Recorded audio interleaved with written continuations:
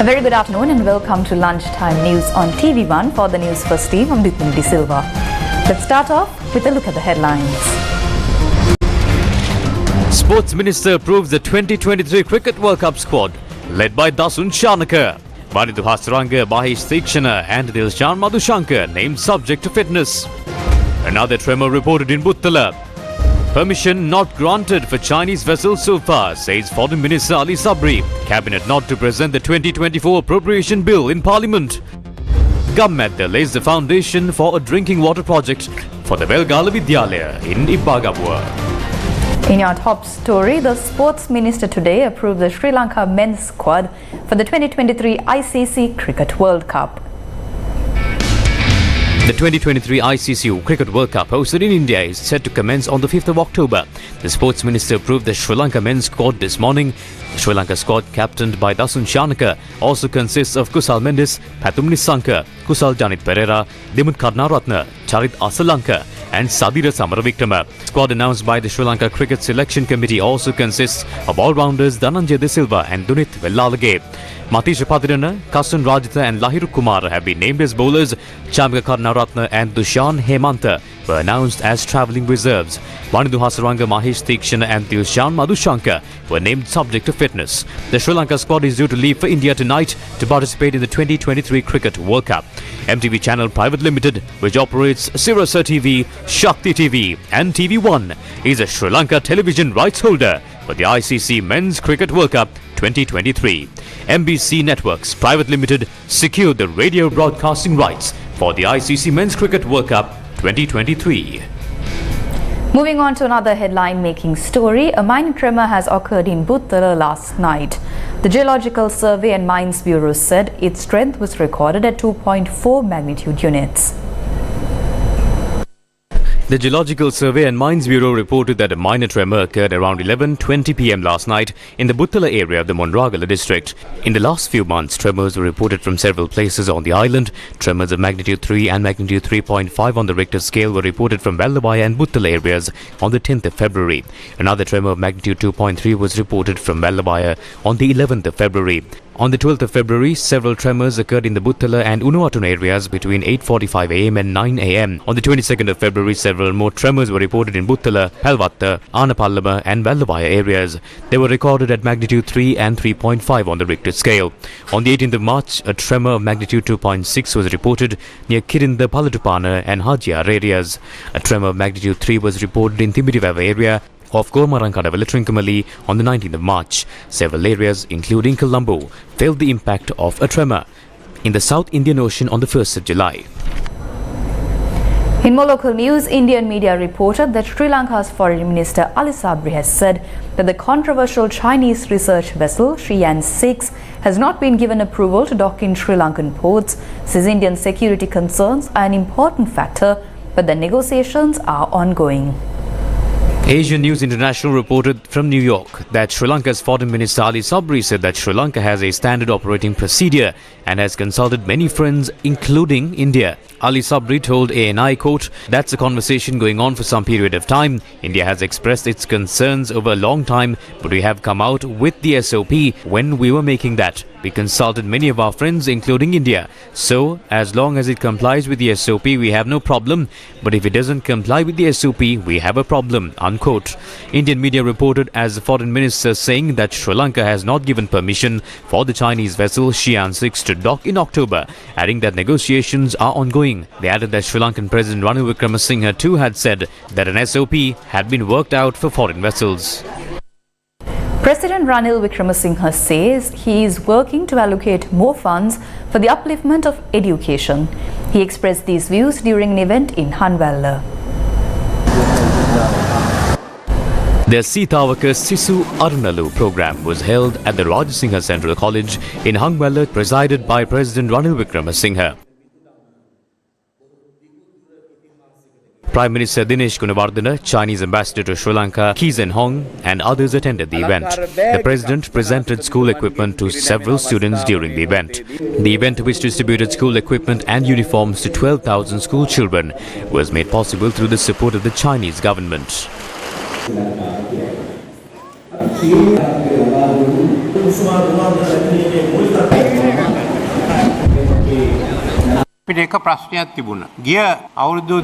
had one issue. Due to the government's bankruptcy over the past 2 to 3 years, we were not able to allocate the necessary funds for education. After taking over the administration while attempting to resolve the debt crisis, we are able to allocate more funds for education. Meanwhile, President Ranil Wickremesinghe says that Sri Lanka's labour movement should also be modernised with the global labour movement. A book titled The Right Eye, written by the Minister of Labour and Foreign Employment Manusha Nanayakkara, was launched under the patronage of the President.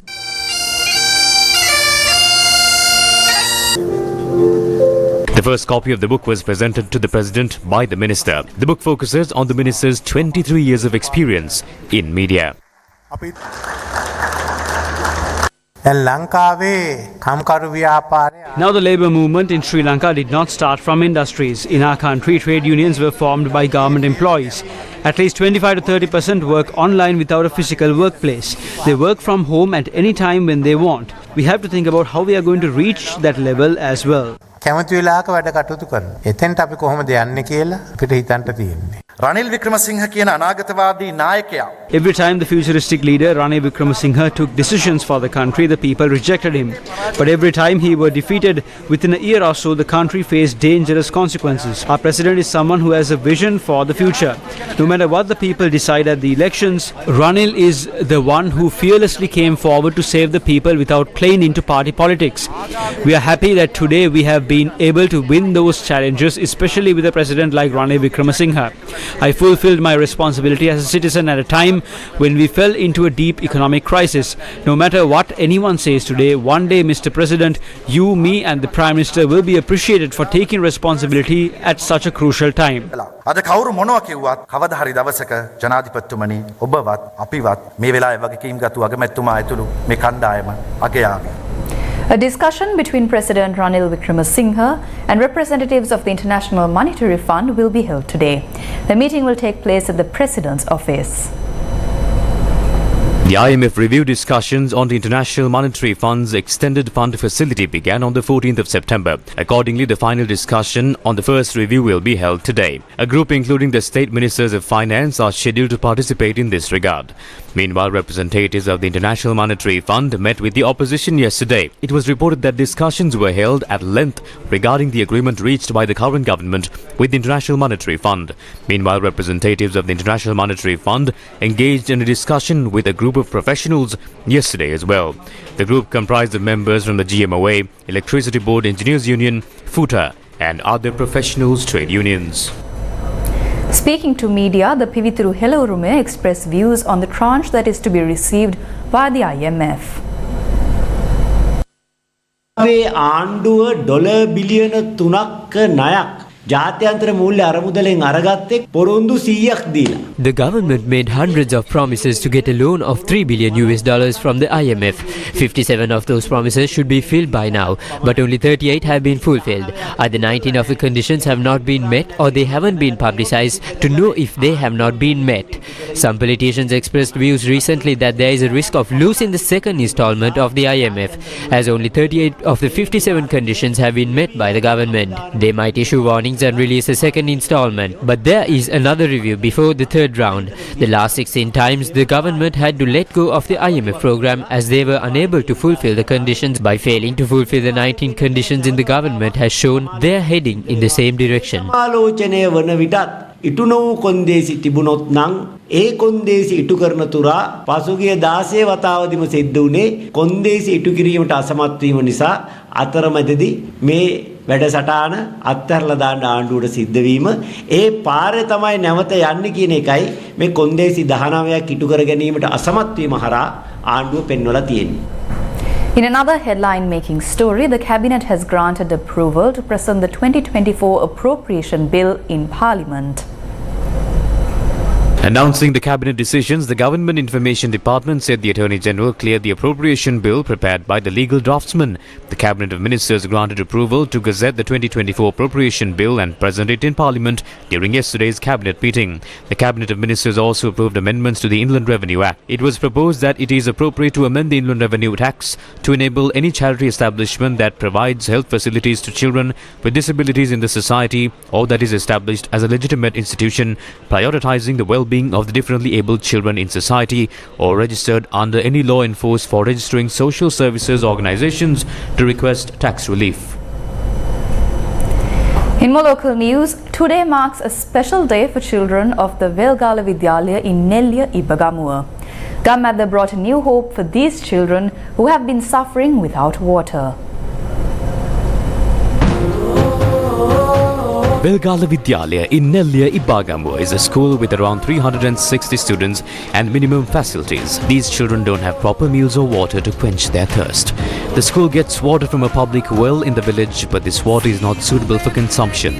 The situation at the village is similar to that of the school. Although many people purchase water from bouncers, not everyone can afford the expenses.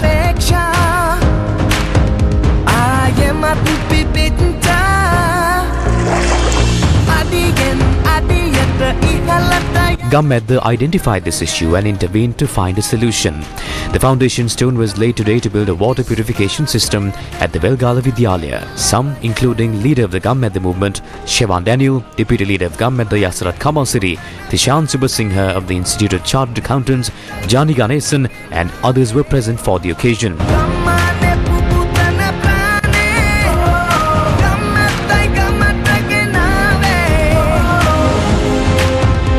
The water purification system is being installed with the expertise of the National Kidney Disease Monitoring and Research Unit of the Ministry of Health along with the technical support of the Sri Lanka Navy.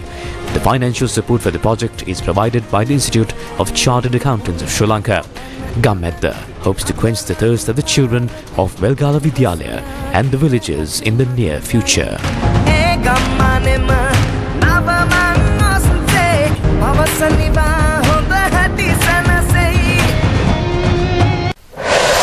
First with the people.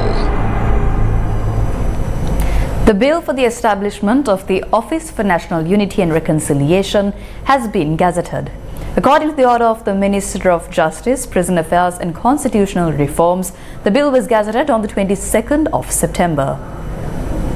Aiming at the need and importance of national unity and reconciliation in Sri Lanka, the purpose of this bill is to establish a reconciliation office to build a society where all communities live in harmony. The office will consist of 11 members, including one ex officio member nominated by the minister and appointed by the president, and 10 other members appointed by the president on the recommendation of the minister. The chairman of the office will also be appointed by the president on the recommendation of the minister. The office will play a major role in recommending measures to the government to resolve issues that have adverse effects on national unity and create tensions and conflicts between different communities. It will also be mandated to find solutions to post-conflict issues such as resettlement of internally displaced persons and rehabilitation and reintegration of ex-combatants. A secretariat will be established to administer the affairs of the office, and a Director General will be appointed as its Chief Executive Officer. The bill also allows for the filing of cases in the Court of Appeal against those who give wrong information to the office or obstruct the execution of its functions. Many parties are protesting against the gazetted anti-terrorism bill and online safety bill. These are some views expressed in this regard. After taking a step back due to the people's opposition, the government has brought the Anti-Terrorism Act once again and the online safety bill. They are presented with nice words. The people of this country have a right to freedom of speech. After destroying the people's lives, if they don't allow the people to protest against it by calling it terrorism, what should we do?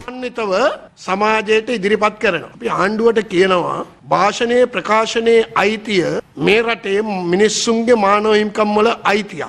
මිනිස්සුන්ට මේ රටේ සියලු දේ නැති කරලා ජීවත් වෙන්න බැරි කරලා ඒකට එරෙහිව මිනිස්සු පාරට බහිනකොට මිනිස්සුන්ට කතා කරන්න ඉඩ දෙන්නේ නැත්නම් මිනිස්සුන්ට උද්ඝෝෂණය කරන්න ඉඩ දෙන්නේ නැත්නම් පත්‍රිකාවක් බෙදන්න ඉඩ දෙන්නේ නැත්නම් ඒක ත්‍රස්තවාදයයි කියලා මුන් හඳුන්වනවා නම් අපි අහනවා රනිල් වික්‍රමසිංහගෙන් උඹ අපිට කියන්නේ මරාගෙන මැරෙන්නද? ඉන්දියානු රාජ්‍යයට එහෙම නැත්නම් අදානිලට ත්‍රිකුණාමලය මේ වෙනකොට දෙමින් ඉන්නේ. ඒකට විරුද්ධ වෙන්න බෑ. ඒකට විරුද්ධ වීම ත්‍රස්තවාදී ක්‍රියාවක්. Trincomalee is being given to the Indian government and Adani. We can't protest against it.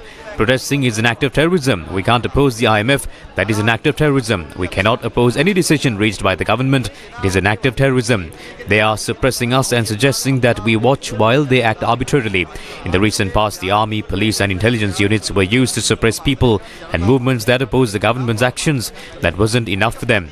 The people stood up and rallied together despite that. That is why the new ATA was introduced. They are not doing this for the people. We are not unaware of the government's actions. We will not let this become a reality. අපි නොතේරෙන්න අපි බබ්බු නෙමෙයි. ඒ නිසා මේවා මහ පොළොවේ යථාර්ථයක් වෙන අපිට දෙයක් නැහැ.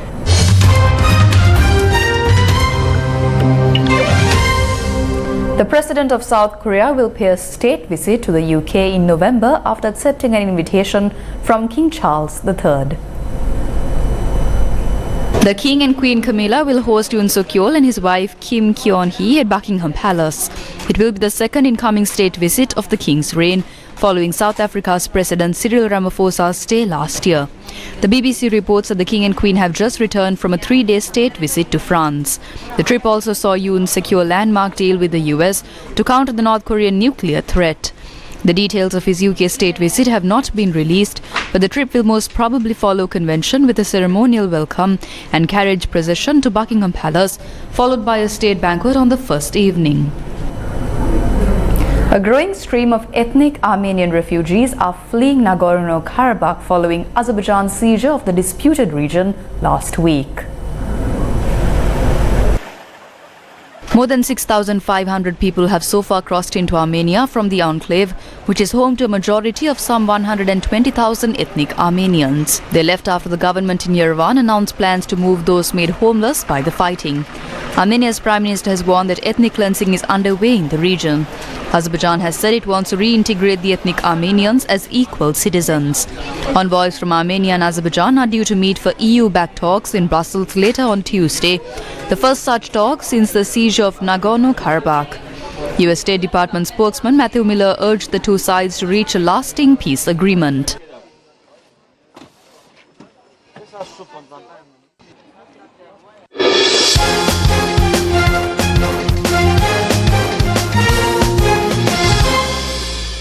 The Gazette notification issued by Sports Minister Roshan Ranasinghe appointing a stabilization committee for Sri Lanka rugby has been revoked.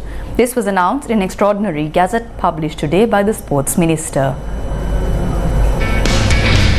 In April, the Minister of Sports appointed a stabilization committee to suspend the registration of the Sri Lanka Rugby Union and run the affairs of the union. The stabilization committee was appointed by the Sports Minister for a period of 6 months. The appointed committee, chaired by Chula Dharmadasa, included 9 members. However, the Sports Minister once again issued a Gazette notice suspending the relevant committee.